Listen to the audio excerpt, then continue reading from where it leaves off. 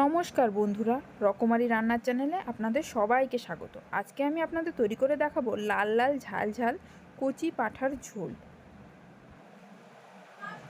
এর জন্য মাংসটাকে আমি প্রথমেই সেদ্ধ করে নিয়েছি, পরিমাণ মতো লবণ, পরিমাণ মতো জল আর একটু কাঁচা সর্ষের তেল দিয়ে। কেটে রেখেছি পেঁয়াজ কুচি, রসুন, সাথে কড়াইটা গরম করে নিয়েছি। নিয়ে তেজপাতা আর শুকনো লঙ্কা দিয়ে দিয়েছি দুটো এলাচ আর দারচিনি। ফোড়নটা যখন হয়ে যাবে তখন দিয়ে দিয়েছি পেঁয়াজ কুচি। এর মধ্যে পেঁয়াজ কুচি দিয়ে পরিমাণ মতো লবণ দিয়ে দিয়েছি পরিমাণ মতো হলুদ গুঁড়ো দিয়ে ভালো করে ভাজা ভাজা করে নিচ্ছি। আগে থেকে আমি একটা মিক্সারে আদা, রসুন, কাঁচা লঙ্কা, জিরে গুঁড়ো, ধনে গুঁড়ো একটা পেস্ট বানিয়ে রেখেছিলাম, সেটা কড়াইয়ে ঢেলে দিলাম। দিয়ে ভালো করে মশলাটাকে কষিয়ে নিচ্ছি। নেওয়ার পরে আগে থেকে সেদ্ধ করে রাখা মাংসটা দিয়ে দিলাম।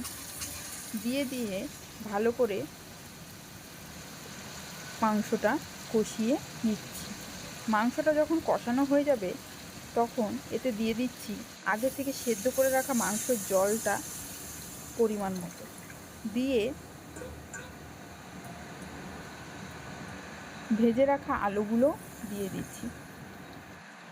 মাংসের জলটা যখন ফুটে এলো ভালো করে, তখন পরিমাণ মতো গরম মশলার গুঁড়ো দিলেই তৈরি আমাদের লাল লাল ঝাল ঝাল কচি পাঁঠার ঝোল।